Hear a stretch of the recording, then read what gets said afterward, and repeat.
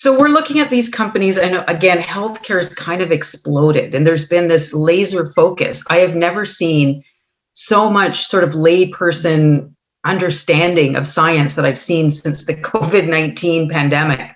These days, newscasts are talking about mechanisms of action. They're talking about labels like efficacy. I wouldn't be surprised if everybody goes to medical school after this. So really interesting at seeing of how, healthcare has almost become democratized or part of the TikTok culture.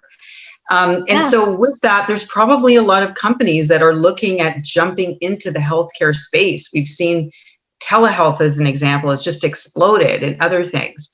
So let's actually go through each of the steps of the 𝗀𝗃𝗃 system.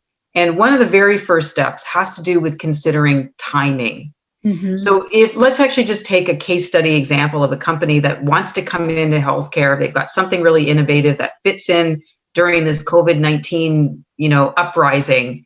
What would you tell this company around the ideas around appropriate timing? Yeah. So unfortunately, the timing that most folks go to market is a little bit more aligned without strategic thinking, but more of whenever it's ready. That's when we launch. When it's ready, we go, without really thinking about the landscape that they are playing in, right? And thinking about, are they going to be first to market? Are they going to be a fast follower? Are they going to be a late entrant? And what are the strategic implications for each one of those moves? And so what happens is when there's a lack of awareness about that consideration, there's so many missed opportunities. So I'll give you an example. A lot of times we think if you're first to market, that's the winning strategy. And it really isn't necessarily. So a lot of times, if you're coming in as a second entrant or maybe even a latter entrant, you're able to, there's much higher cost associated with whoever is going into the market first, right? They're creating the brand, creating the awareness, creating the demand.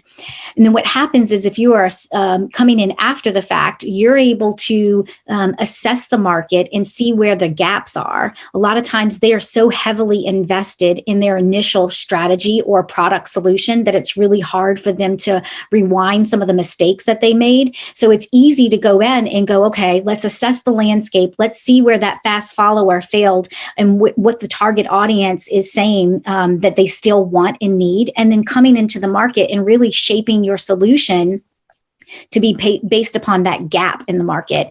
And so really, I always suggest that you just start off with thinking about the timing and not just defaulting to, oh, it's ready, so let's launch tomorrow, without the strategic implications for that. So it really is important to be able to dig in and understand that marketplace. So concepts like market research and just being able to find the right resources in the public domain to understand what that landscape looks like.